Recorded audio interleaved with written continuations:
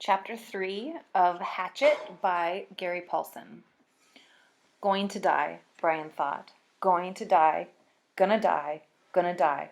His whole brain screamed it in the sudden silence. Gonna die.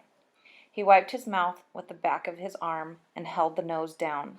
The plane went into a glide, a very fast glide that ate altitude, and suddenly there weren't any lakes. All he'd seen since they started flying over the forest was lakes, and now they were gone. Gone. Out in front, far away at the horizon, he could see lots of them.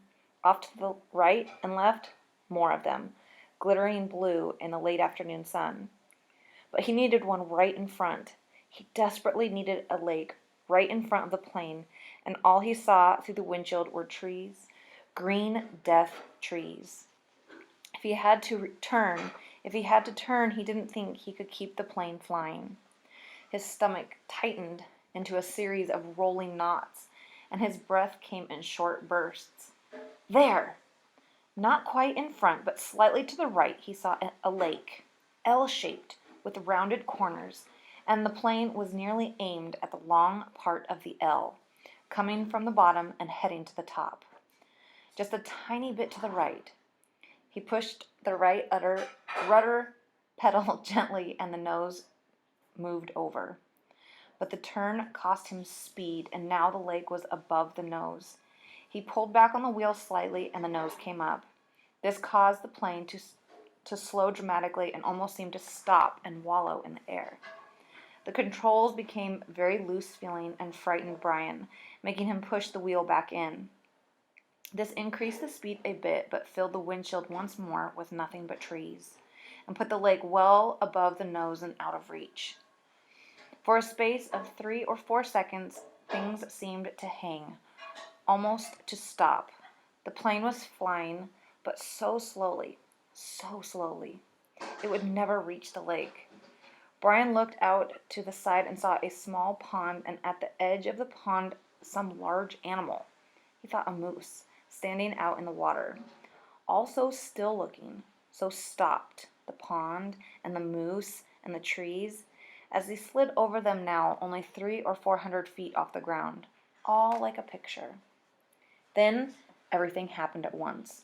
Trees suddenly took on detail, filled his whole field of vision with green, and he knew he would hit and would die. But his luck held, and just as he was to hit, he came upon an open lane, a channel of fallen trees, a wide place leading to the lake. The plane, committed now to crashing, fell into the wide place like a stone, and Brian eased back on the wheel and braced himself for the crash. But there was a tiny bit of speed left, and when he pulled on the wheels, the nose came up, and he saw in front the blue of the lake, and at that instant the plane hit the trees. There was a great wrenching as the wings caught the pines at the side of the clearing and broke back, ripping back just outside the main braces. Dust and dirt blew off the floor into his face so hard he thought there must have been some kind of explosion. He was momentarily blinded and slammed forward in the seat, smashing his head on the wheel.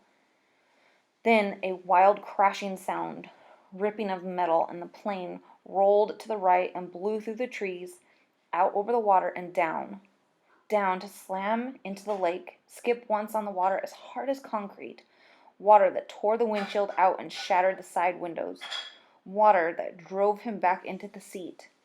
Somebody was screaming as the plane drove down into the water. Someone screamed tight animal screams of fear and pain, and he did not know that it was his sound, that he roared against the water that took him and the plane still deeper down in the water.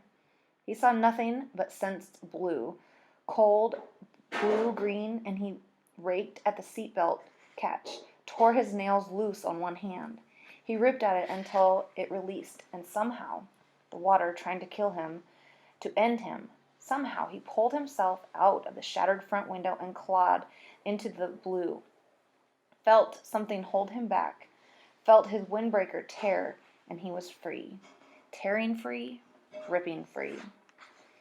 But so far to the surface, his lungs could not do this thing, could not hold, and were through, and he sucked water, took a great pull of water that would finally win, finally take him, and his head broke into light, and he vomited and swam, pulling without knowing what he was doing, without knowing anything, pulling until his hands caught at weeds and muck, pulling and screaming until his hands caught at last in grass and brush, and he felt his chest on land, felt his face in the coarse blades of grass, and he stopped.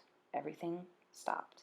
A color came that he had never seen before, a color that exploded in his mind with the pain, and he was gone, gone from it all, spiraling out into the world, spiraling out into nothing.